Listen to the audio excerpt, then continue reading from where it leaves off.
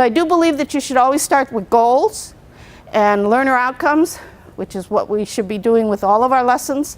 Students need to know what's expected of them. Learners need to know what's expected of them. This learner outcome on the left-hand side up there about using UDL and culturally responsive teaching together is one that I designed for this course, and I'm hopeful that by the time you leave here you will have some idea of how culture and language impact learning and how you can use the UDL guidelines to approach culturally responsive design. But more important than that is what your personal goals might be. So if you could just think for a minute of what it is that you want to take away from the next 75 minutes, and then write it down, conjure it up in your brain, whatever it is that you might like to do, and then share it with a colleague at the table. Okay? Any questions? Okay. Okay, great. Well, I think we'll be able to meet all of those goals. I want you to think about the idea, you know what concept maps are? And during this session, the last session, they actually developed some concept maps, a couple of the tables. And what we're going to do a couple times during this session is I'm going to ask you to synthesize what we've talked about up to that point in time and represent it on a concept map here in front of you together as a group. And you can think right now about how you might want to frame that, you know, what it might look like. You want to make a tree, you want to make, you know, whatever works for you.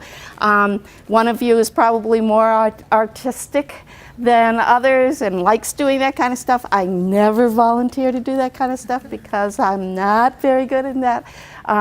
But I'm sure there's somebody at that table that is, and we'll give you an opportunity to add different concepts to your concept map as we go along, because and the reason we're doing that is it's a very good technique for all learners to take a moment and synthesize your learning before you move on to something else. Research shows that, particularly for young adults, high school and college, if you give learners a moment, doesn't take more than that, to synthesize information as you're sharing it in chunks during a lesson, they will remember 40% more of the content than if you don't do that. So just the idea of being able to think about it, write it down, share it with a friend, you know, whatever it is, display it on a concept map, will give your students an opportunity to remember more and engaging their executive functions, frankly. Let's talk about Chaka, Fang, and Dawa. Each one of these students is culturally diverse. They come from a very different culture than the United States. Chaka is in class, and she refuses to participate in class debate. She won't tell the teacher why, but she will not do the class debate. And Fang is sitting at a table, he's struggling, and both the students lean over and the teacher comes over and invades his personal space, and he pulls away and becomes rather upset about the fact that they are so close to him, physically so close to him. Dawa doesn't want to participate in any kinds of competitive games in the classroom. He doesn't understand, or excuse me, in mixed gender competitive games, he doesn't understand why he has to play a game with girls. He's fine if he can just have a group of all boys. So think about why you think that might be. Anybody have any ideas at this point? Right, right. Yeah, the Indian culture, from what I understand, really they don't cherish the idea of mixed gender together, and particularly in competitive exercises. The Navajo culture as well, they don't believe that boys and girls should be educated together. So, you know, putting them in a situation where they're actually at a competitive game. Working with girls as well as boys would be a very uncomfortable situation for Dawa. And you're right, Fang comes from a culture where you maintain space physically from other people who are strangers to you. And Chaka, indeed, in her culture, they don't compete to learn. They study to learn. Learning is a serious thing. You don't play games, you don't do that kind of thing. And so a class debate is really something that would be anti to their cultural beliefs and values. You don't compete with someone else in terms of your learning. So all of those students are impacted by the cultural beliefs and values of their individual cultures. Having said that, do you believe that linguistic and cultural aspects actually do impact learning? Yes? No? Yes. That's an easy. That's one of those easy questions, right? By the way, this gesture is offensive in some cultures. So if you ever have a student say, I won't do that, I'll do this, I'm not doing that, there may be a cultural reason for that. That's something I learned about painfully. All right, so let's talk a little bit about common beliefs around learning. I think you know this, it's just really review, but as we experience different things, our brains develop, the synaptic patterns that we have in our brains develop with every single experience we have. And even twins have different kinds of unique, distinct neural networks because as they experience things, they experience them differently.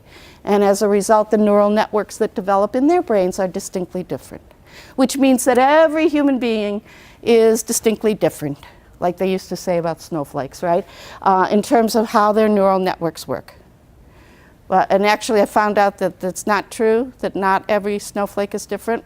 But yeah, just found that out, but we'll pretend. As you look at this, you see that each experience builds on the next one and builds on the next one and builds on the next one as you're going through life, and you're really building a massive network of synapses in your brain that are connected and related to one another. That's why when you smell something, you think of your grandmother, you know, why you might see someone moving in a certain way and it reminds you of your uncle.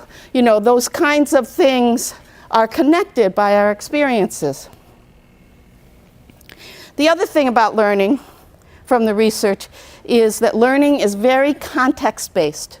In fact, the folks at CAST believe that all learning is really about context, and that we have to be paying attention to the context in the learning environment, and really paying more attention to that than some of the materials and some of the other things that we pay attention to, because that's what underlies the relationships that develop in the classroom, and that's what underlies the kinds of neural networks that students develop as you're trying to teach them different things.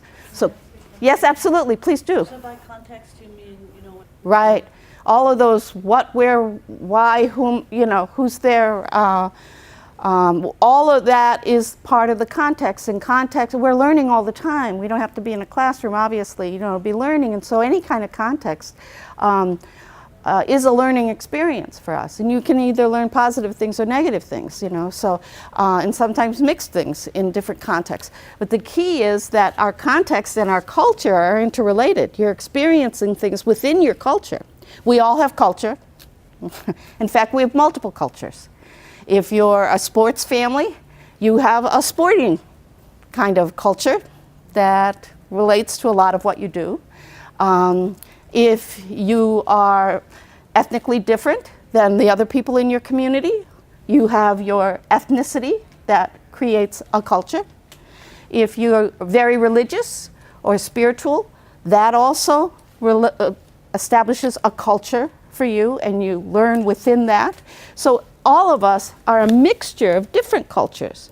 And so that includes every one of our students too. They come to us almost like I see in my head, sort of like little bubbles around these these learners, because there's this culture and that culture, and they're all interrelated in different ways. And so am I as the educator, and so are you as the educator. You have a variety of cultures that intersect. The other piece that's important is that concept of connections, that learning is really a dynamic process. If you want somebody to learn something, don't just tell them. They have to experience it. They have to experience something. And that's how they really will learn, because they're able to make connections between what they already know and the new information that you're trying to share with them by giving them an experience. Learning is very intricately linked with our identity, and learning is assisted and bolstered by the fact that we need to have high expectations of all of our learners. And as I say that, one of the things that I want to reinforce is something I've been saying for the last 2 days. High expectations are important for all learners, even the learners that are struggling. So if you are having students in your classroom or your school that are struggling, don't lower the standards. Don't lower the expectations. Instead of lowering the expectations, raise the support. Raise the scaffolds and the assistance that you give those students. If you expect less, you're going to get less. Okay, so those are some concepts around context, connections, and certainly choice, giving students the opportunity, and UDL is all about choice. So really giving flexibility and choice in the classroom is extremely important. Here's a couple other points in here about how language helps us make sense of the word. And really in certain language systems, they use more deductive thinking to develop their language concepts than the opposite. In our culture, we tend to want kids to come to a realization by moving up from concepts. In other cultures, they want you to move down. And so it may present a struggle for some kids because you want them to think or problem solve in a certain way that is actually anti what they've learned within their culture. And what I mean by that is like taking piece to whole as opposed to whole to piece. Does that make sense? Yeah, okay. So that's something to keep in mind. Plus language is nonverbal as well. You know, Fang was really offended by the invasion of his personal space. That has to do with his body language, your body language. Nobody ever said anything to him that was offensive. He was just offended because people got too close, which is part of communication and language and cultural development. Every language provides their learners with a way to make meaning, and that may be different with different cultures.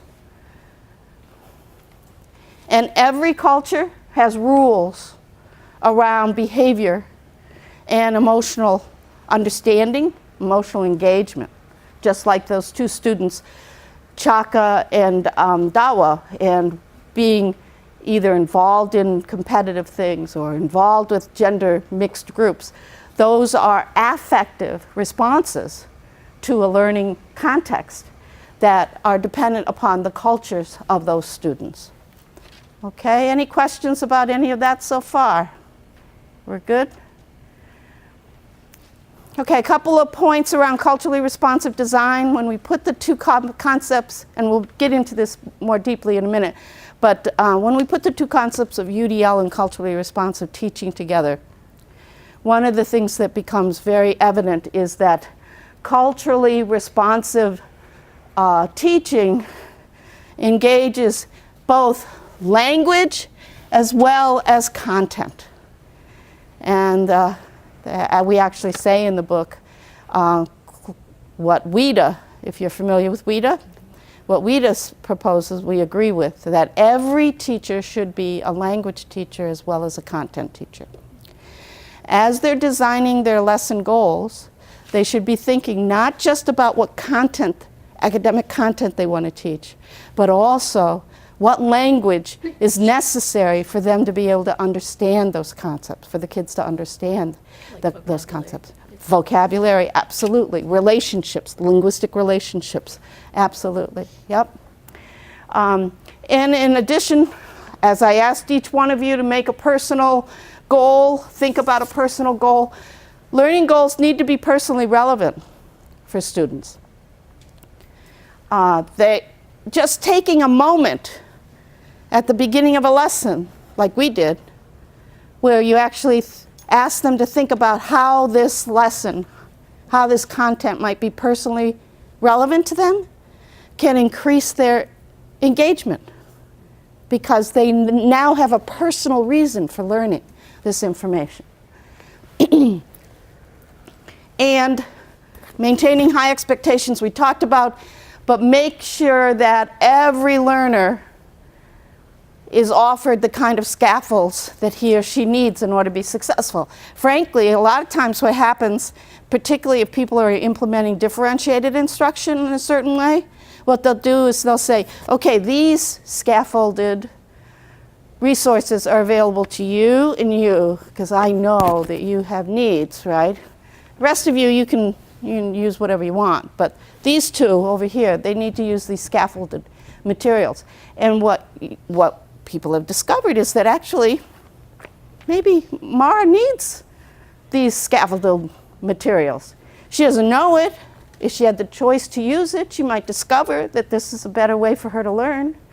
So by limiting the kinds of choices, we limit the learning of some of our students. So we really should make sure that when we're offering scaffolds, we offer student choice to use those scaffolds as well. People, I will mention though, people will say, well, you know, he always uses that, whatever it is, you know, the organizing sheet or whatever it might be, and I can't get him not to. So what you can do is have a forced choice in that way, where you can say, okay, you need to, today you use scaffold 1 or 2, tomorrow you use scaffold 3 or 4. You're still offering them a choice, but you're also varying what kinds of scaffolds you're providing. Okay. Let me go back here. I wish I had one of those distance things. When we talk about scaffolds, here are some suggestions. These are just some suggestions that I've come up with, but I'm sure you have plenty of others, and you will see some others as we go through the rest of the session. But the use of first language, allowing them to use first language with their peers, using translated information if the students actually are English learners, offering real objects as well as pictures. These are kind of basic types of scaffolding that's done primarily with little kids, but it also works with older kids, having video options to show if you're talking about going to a fair, what does a fair actually look like, you know? Some of our kids have never been to a fair, you know? So having a short video clip of what a fair experience is helpful for them. That's a real, authentic option for them. Some of those other things I think you're pretty familiar with, having available bilingual dictionaries now in today's world with the internet. There is really no reason except for limited time, and I do accept that, that we can't have translated material available for any student no matter what language they speak, because it's available. And you can even go in and figure out how to say those words. You know, they'll say it for you so that you can practice it and say it to the students yourself. So there's really no reason why translated materials can't be provided to kids, even when you have multiple students in the class who speak different languages. It takes time and preparation, and I do understand that. Let's move on. Oh, thank you. I made an assumption I shouldn't have. L1 is first language. So allowing students, as you'll see in some of the videos that we'll see, allowing students the opportunity to speak with somebody who speaks their first language as a peer partner for exercises that you're doing in the classroom is an appropriate scaffold, and sometimes we don't even realize that we're actually offering that as a scaffold. You know, so, and certainly culturally based examples and choices, allowing them to relate it to their own cultural background.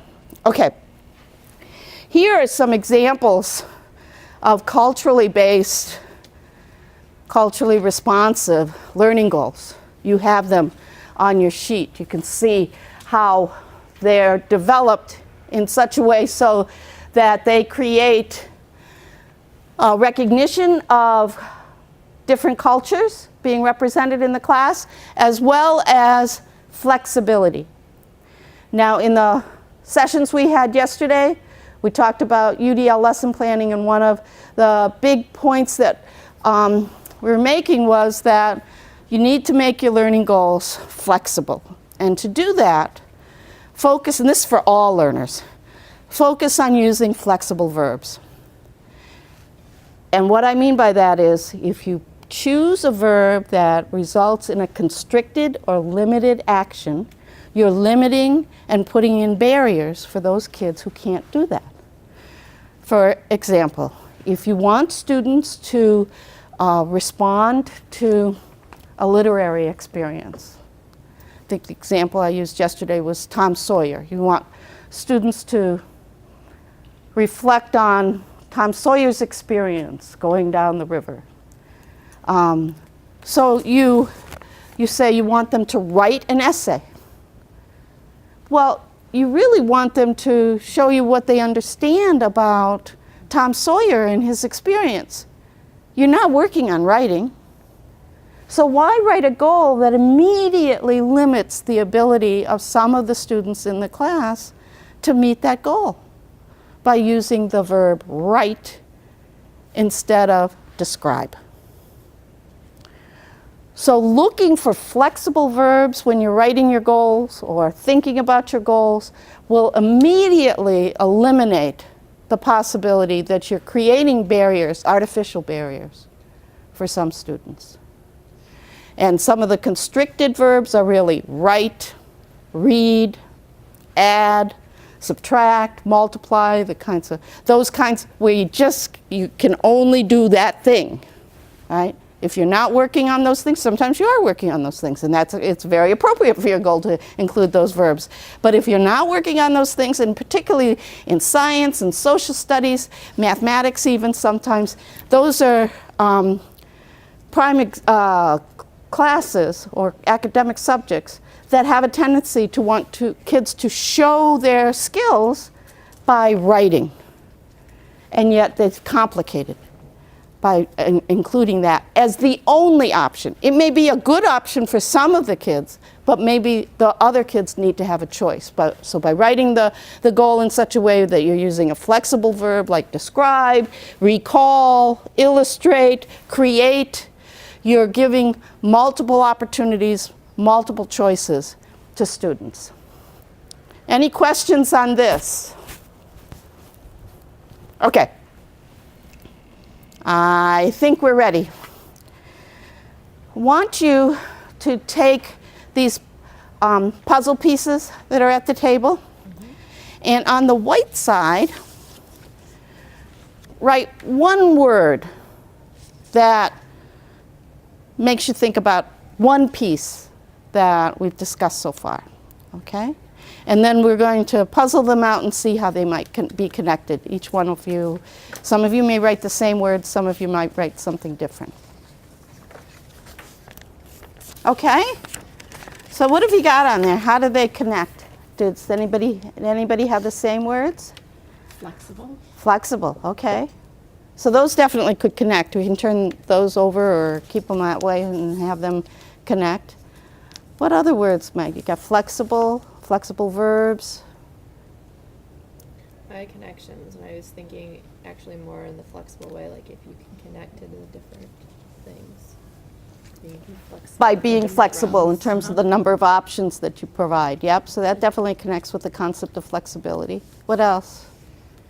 You only allowed me one word. It's hard. So I only put students there because my thought through all of this was about how important it is to get to know those individual students. Yes, And so that would be absolutely. connecting to the students. Yes, connections, connecting to the students and what you know about them. And go ahead, add that, Cassidy. Like each student is unique, so you have to think about Yeah. Yes.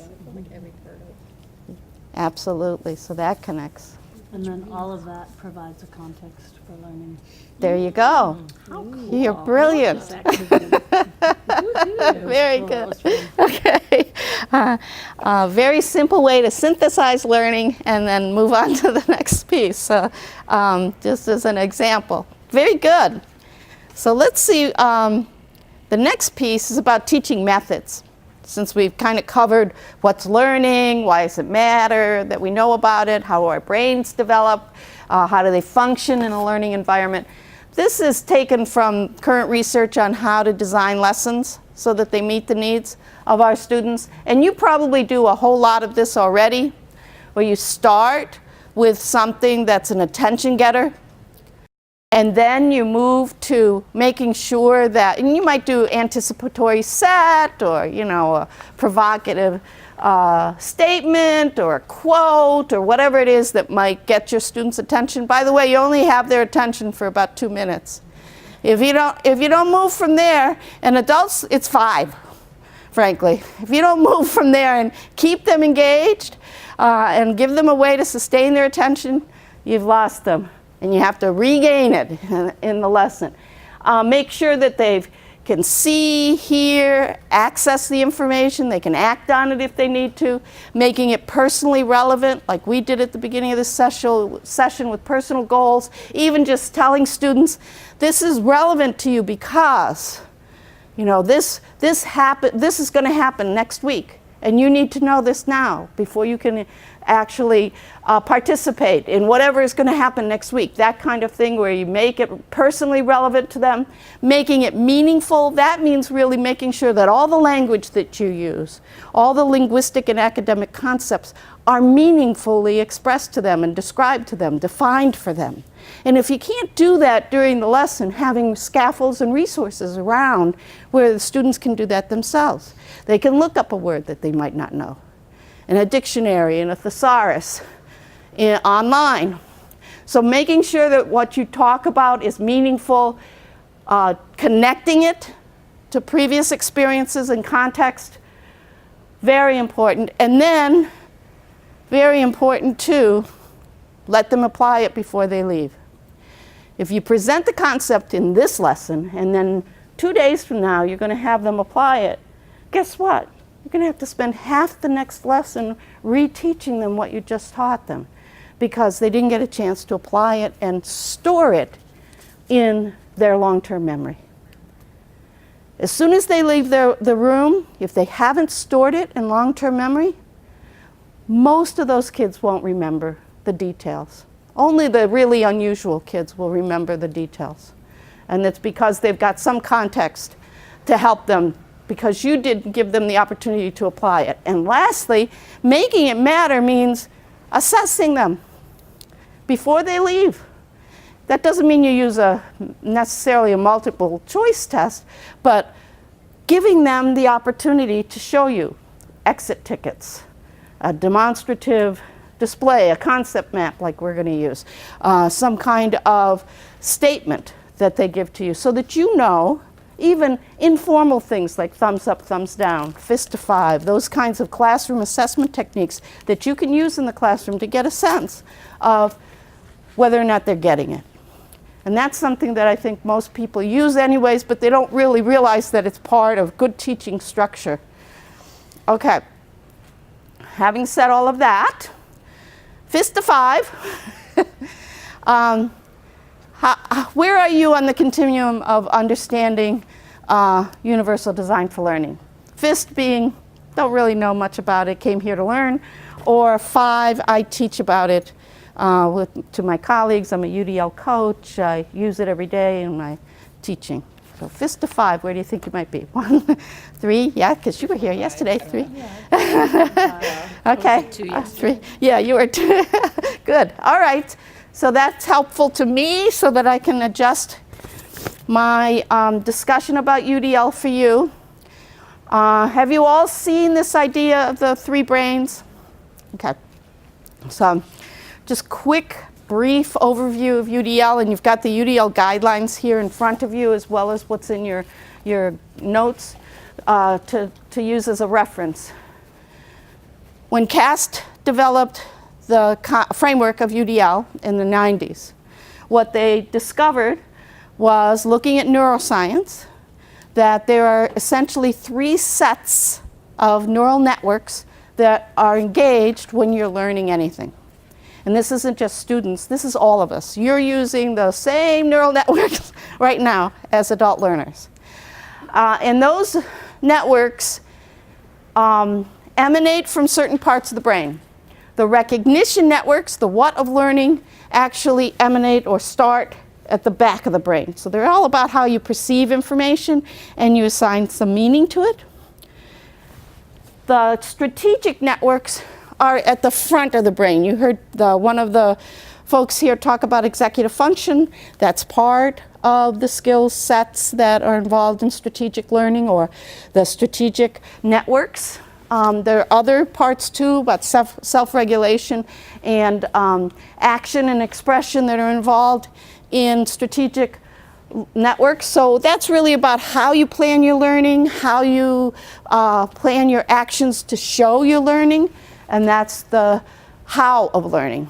And the affective networks are in the core of the brain, or they start in the core of the brain, because they go out everywhere. But they start in the core of the brain, and they're about emotions, affect, how you relate your behavior, how a learning environment makes you feel. You know, poor little Fang was very uncomfortable and stressed out by the fact that somebody got too close to him. So he was probably so stressed that that affected how much he could learn at that point in time. So that's where the affective networks come into play. You've got the Universal Design for Learning Guidelines. Very quickly, the affective networks, the suggestion in the framework is to provide multiple means of engagement and to address these 3 guidelines: providing options for recruiting interests, options for sustaining effort and persistence, and options for self-regulation. The recognition networks are addressed by the principle of multiple means of representation, providing multiple means. And these are the guidelines providing options for perception, just being able to figure out what the stimuli is, then for assigning meaning to it by learning language and other kinds of symbols, and options for deep comprehension, being able to relate and transfer information. Then the strategic networks, which are in the front of the brain, are addressed by providing multiple means of action and expression, by providing options for physical action, expression and communication, and executive functions, which is all about goal setting and planning and strategic thinking, okay? So those are the 9 UDL guidelines that are addressed, are listed under the 3 UDL principles. The black items underneath are checkpoints. This is not a checklist. These are just ideas. There are other things that could fit under there. It's not all inclusive.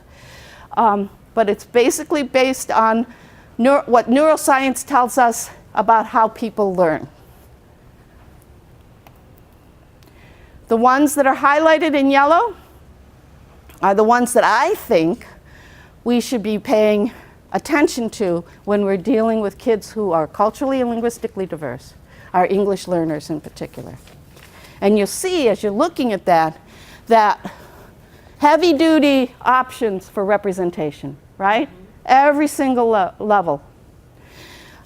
Certainly some issues around engagement are extremely important for them. People forget that it's hard to learn in an environment where English is not your first language, because you're not only learning the academics, you're learning the rules of engagement, if you will, and you're learning the second language. So you're doing double, triple duty as an English learner in a classroom. And then obviously providing multiple options for expression and communication is extremely important. All right, I'm going to show you a classroom example of a teacher who's using a variety of UDL strategies in her teaching. I don't believe she knows anything about UDL. She's doing it unintentionally, but it shows you that we're all doing, people often say, well, I do a lot of that. Yes, she's doing a lot of it, and it's really good quality teaching, but to really apply UDL, you do it intentionally, not accidentally, okay? So let's take a look at this teacher, and what I want you to do as you're watching this quick little video, it's about 5 minutes, is pick one of the UDL principles, engagement, representation, or action and expression, and see if you can figure out what examples she's using. Funding for Common Core State Standards and ELLs is provided by the American Federation of Teachers Innovation Fund.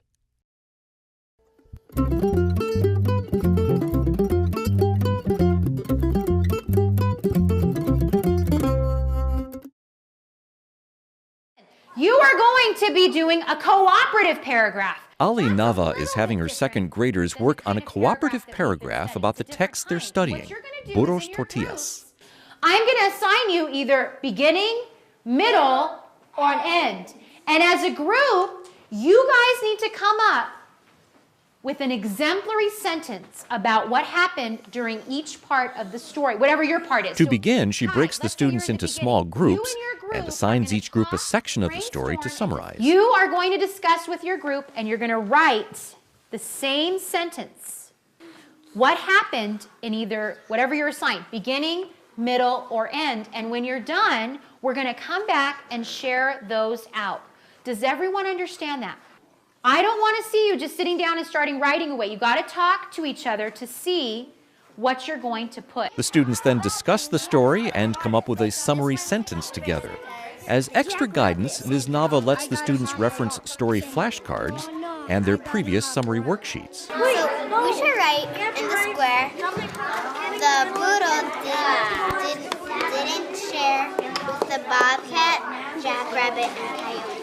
Once the groups have their summary statements ready, Ms. Nava brings everyone together so they can share their work. I want you to share with me the sentences that you came up with in the little rectangle part. It should be the same sentence. You guys agreed upon it. And each of you, each group was assigned either beginning, middle, or end. So raise your hand if you were assigned the beginning part. Brooklyn was, who else? Isabella, Ton? Okay, Brooklyn, share your sentence, please. I'm going to put number 1, and we're going to start right here. So Brooklyn, you're going to share with everybody what your group came up with for the first part, okay? What is the sentence you came up with? Our groups did, he found corn to make tortillas. An exercise like this gives English language learners a low-pressure situation in which to practice their language skills. They interact with their peers orally, write with the assistance of classmates, and then have the option of sharing that work with the whole class. So now, can we read this sentence? Can you read it for me, please? He found corn to make tortillas. Does this look okay to you? No. No? Why? Oh, no punctuation. Oh, somebody needs to raise their hand. Are there mistakes? Did I make some mistakes? Okay. Ms. Nava intentionally makes errors while writing the sentences so that she can ask the students to spot the mistakes and make the corrections. Okay, Brooklyn, correct the first mistake. So what did you do? I capitalized the H because it can be a lowercase if you're starting a new sentence. How do we start a sentence? Capital letters. Start a sentence every time. Capital letters. It's the first word all the time. Awesome. So why don't you call on somebody else to find another mistake? This exercise gives the students an engaging way to demonstrate their understanding of the standard conventions of English spelling, capitalization, and punctuation, all of which they need to know in order to meet an important Common Core milestone. There's supposed to be a period at the end. She caught the punctuation. Did you guys see that? Yeah. Did you see that? Okay, let's look at our sentence. Eula, read it again. He found corn to make tortillas. Okay? Who else was in the beginning? Ton, can you come up and share your sentence, please? He saw the corn and said tortillas. He saw the corn and said tortillas. Okay, Ton, will you read the sentence to the class, please? He saw the corn and said tortillas. Ton, what do you notice about the sentence that I wrote? Does it look pretty good to you? No? There's mistakes. There's mistakes. Do you want to change one? You want to go first? And then everybody else be studying that sentence to see if you can identify any other mistakes. This part's wrong. I know you made a mistake. S-A-I-D. Raise your hand if you agree with him. That's right. Was that a mistake? Yeah. What did I do? What did I do, Angelo? You spelled said wrong. I misspelled it. You know what I noticed you were doing? You were doing something that good readers do all the time. You kept turning around to look at the word wall. Were you looking for the word said? And what were you doing? You were checking to see if what? If it was right or If it was right or wrong. Wow, kiss your brain once. Great learning, great reader. Thank you for catching that. And She says there at the end, kiss your brain once. So you can see here some of the ways that she is incorporating engagement, expression, and multiple means of strategic, let me go back there, of action and expression for the strategic network. So what did you see? Which principle did you pick? Right, providing lots of options and even choice in that. The kids didn't have to use the pictures, right? That was a choice. If they needed them, they used them. It's the scaffold that's there, but it's not necessary. She didn't say, you must look at the pictures to create your sentences, right? And she provided lots of wonderful feedback to the students, and also allowed them the opportunity to catch her mistakes. You know, sharing with them the fact that we all make mistakes. It's okay to make mistakes. You know, that not only engages the engagement piece, but also in terms of action and expression. It's okay for you to make a mistake because you can fix it, right? Yeah, great. How about one of the other principles? Absolutely, yeah, they were moving the whole time. And you didn't see any behavior issues. I mean, they might not show that on the tape, frankly, but one of the things that has been shown by research is if you follow the examples of multiple means of engagement, you actually lessen the amount of behavior issues in the classroom because kids are engaged the whole time. They're not only paying attention, but they're actually persisting when they are dealing with some kind of barrier or obstruction to their learning. Great. Yeah, yeah, she organized their space for them. A great way to use organizational tools like that for English learners is to give them sentence starters. You know, just a couple of the noun and the verb, and then let them go with it. And no matter what level of language they're at, they can fill in, and that gives them a structure to start with. That You have to do that for adults too. absolutely, absolutely. Yeah. It's a good technique, let's say. Skill, yes.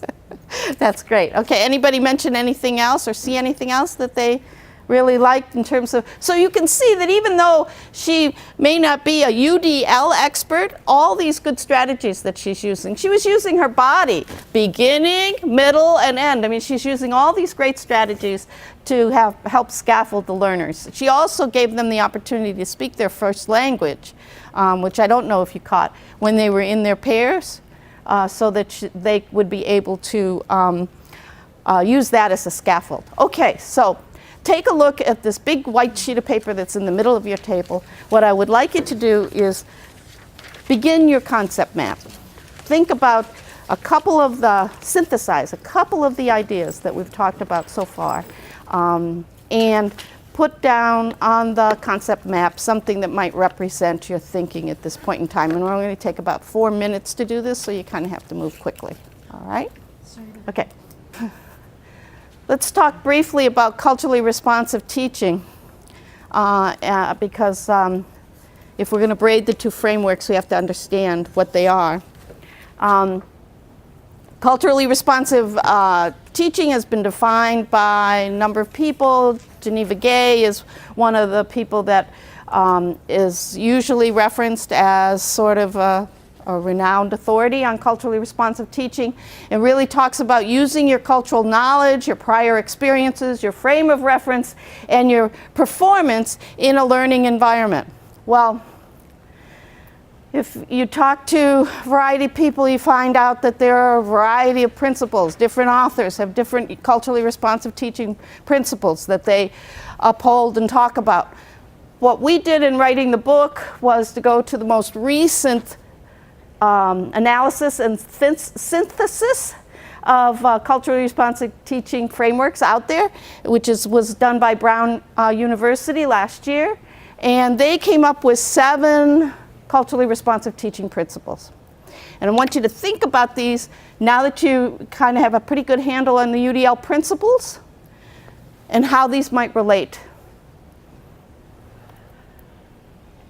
The first one over here is to make sure that you have positive perspectives about families and parents and really assuming that they're interested. A lot of times they're busy, they're working 3 jobs, they don't speak the language, so they don't come to parents' night, and we make an assumption they don't care. They do care. Research shows that they do care. Culturally diverse families spend as much time supporting their students as white privileged families do. They make sure they get to bed at night on time, they make sure that they are doing their homework, and they do as much as they can given the limits in some cases of their language and what they can and can't support at home. The second principle has to do with communicating high expectations. You certainly saw her doing that in the video, and I've talked about that multiple times already today, that we want to approach our teaching with a level of rigor and keep high expectations, because whatever you expect of them, that's what you're going to get. If you expect less, then you will get less. Whatever is expected should be also inspected, meaning that you should assess whatever you expect. All learning behavior is the result of our individual interaction with context. We talked about that earlier. You know, that's what learning really is. That's what the authors of UDL said. Learning is about context. Well, culturally responsive teaching, that's one of the principles of that as well. It's all about the context. And that student-centered lesson design includes collaboration. And certainly that's represented within the UDL guidelines as you look there under the principle of engagement. Collaboration and even under action and expression. Collaboration is key. And multicultural viewpoints are welcomed, valued, and encouraged in the classroom. That's key, providing a welcoming context so that kids can make mistakes, that they can speak their native language or their first language if they need to in order to engage in the academics. We're no longer, thankfully, saying to kids, leave your second language at the door. You only speak English in here. When I was teaching 35 years ago, that's what we told kids. And that was a mistake. And thankfully, most educators are not doing that anymore. They're recognizing that the first language and the culture actually provides kids with the kinds of supports they need in order to learn. A culturally responsive curriculum is integrated, interdisciplinary, meaningful, and by meaningful, they're really talking about making sure you build up those language concepts that we talked about under the UDL guidelines, and student-centered. In my mind, and these are actually their principles, so I'm just representing what they said. Interdisciplinary might mean a curriculum that teaches science and mathematics together, in an integrated way, in an interdisciplinary way, okay? My husband was a music teacher, but he ran an interdisciplinary program that incorporated the arts into social studies. Interdisciplinary. Integrated is really where I know that you're teaching in social studies this concept of the Civil War. And so in English class, we're going to study similar books that have to do with the Civil War. It's not necessarily interdisciplinary, but it's certainly connected. Thank you. Okay? Very helpful. I think that would be their explanation. I hope so. That's how I understand it anyways. Relevance, value, and authenticity comes from having students share their experience, giving them permission to share their cultural experiences in a variety of formats. Well, what does that sound like? Universal design for learning, right? Variety of options. And the teacher is the facilitator, where the teacher is not the only way that students learn, that they can actually teach each other and they can teach themselves, going to resources to teach themselves. So, looking at culturally responsive design, you really are comparing what is in play for culturally responsive teaching as well as the principles of UDL. Perfect. So I'm going to show you a short video again, it's about 5 minutes, of another teacher who's engaged in a classroom experience. This video is actually focused on culturally responsive techniques, not principles. What I'd like you to do as you're watching these, this teacher, is figure out or make a connection with which principles you think she's representing in her techniques. All right, and you have the 7 culturally responsive principles in front of you.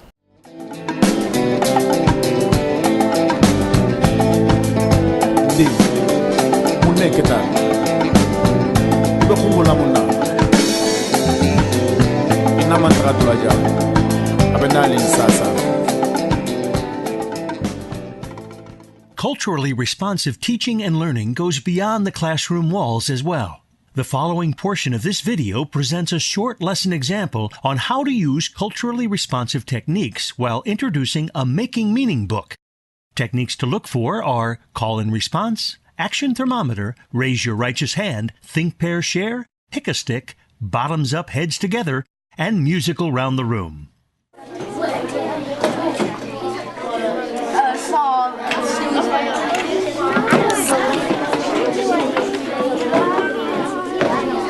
Everybody look at me. Everybody look at me.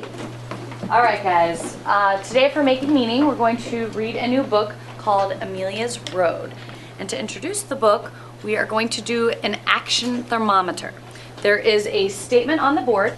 If you agree with this statement, you're going to move to the front of the room. And if you disagree with the statement, you're going to move to the back of the room. If you kind of don't know, you can be somewhere in the middle. And will somebody raise their righteous hand so that we can read the statement out loud? Sydney. Moving homes from place to place would be lots of fun. Great job. All right. Ready? Any questions? I like to move it!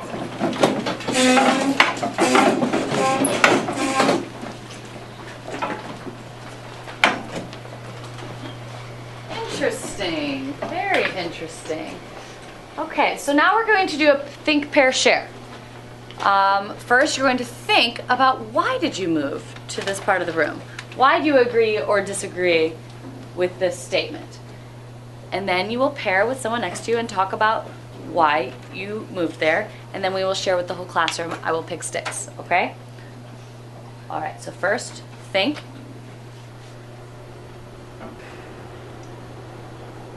Now pair.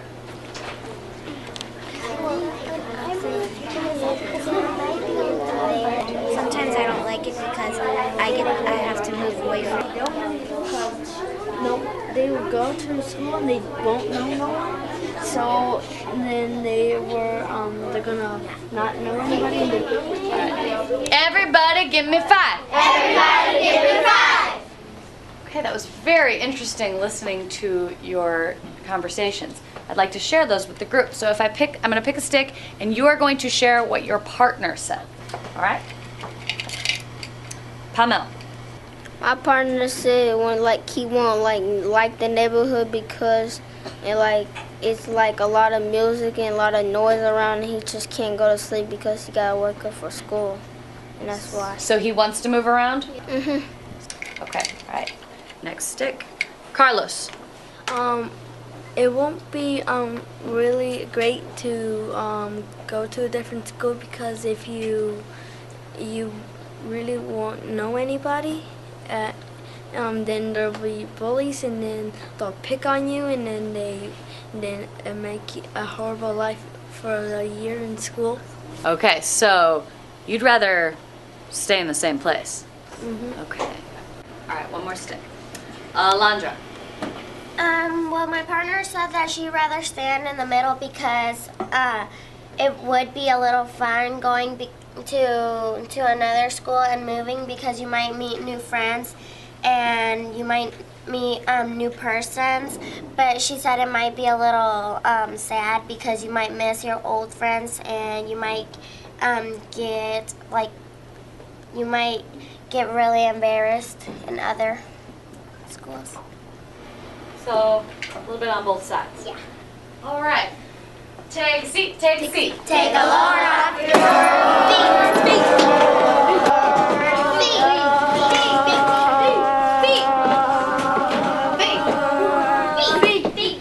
All right, great job, guys. Great thoughts. It's a perfect way to introduce our book, Amelia's Road, which is about a little girl who has to move around a lot.